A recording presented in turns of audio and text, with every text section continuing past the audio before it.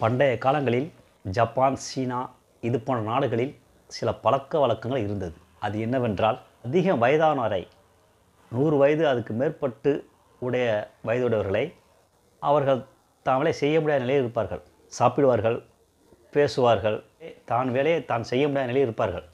அப்பேற்பட்டவர்களை, இது போன்ற அதிக வயது உடையவர்களை அந்த நாட்டு மக்களுடைய வழக்கப்படி பெரிய தாலி, அதாவது பெரிய மண்பானையை கொண்டு அந்த மண்பானையில் அவர்களை, அந்த வயதானவர்களை அது உள்ளே வைத்து தலையில் சுமந்து கொண்டு காடு, மலை இது போன்ற மேடுகளில் சென்று பெரிய மலைகளை வைத்துவிட்டு திரும்பி வந்துவிடுவார்கள். அந்த வயதானவர்களை அப்போது அங்கே உள்ள பறவை, மிருகம் இது போன்றவைகள் அவர்களை சாப்பிட்டு விடும். இது பழக்க வழக்கம் இருந்து கொண்டது. இது போன்ற நிலையில் ஒருவன் தன்னுடைய அந்த வயதான தாயை அதே போன்று பெரிய தாலியில் உள்ளே வைத்து தலையில் சுமந்தபடி சென்று கொண்டிருக்கிறான். காடுகள், மலைகள், மேடுகள் இப்படி சென்று கொண்டிருக்கிறான். அந்த நிலையில் அந்த தாயுடைய கைகள் மட்டும் வெளியே இருந்தபடி சுமந்து செல்லு கொண்டிருக்கின்றான். அந்த தாய் கையில் கிடைக்கக்கூடிய இலைத்தலைகளை வைத்து கொண்டு போட்டுக்கொண்டே வருது. அப்போ அந்த மகன் சொல்லினான், என்னத்தை பிடிச்சி இழுத்துக்கிட்டே வர்ற, ஒழுங்காக உட்காந்து வா அப்படிங்கிறான் அந்த மகன்.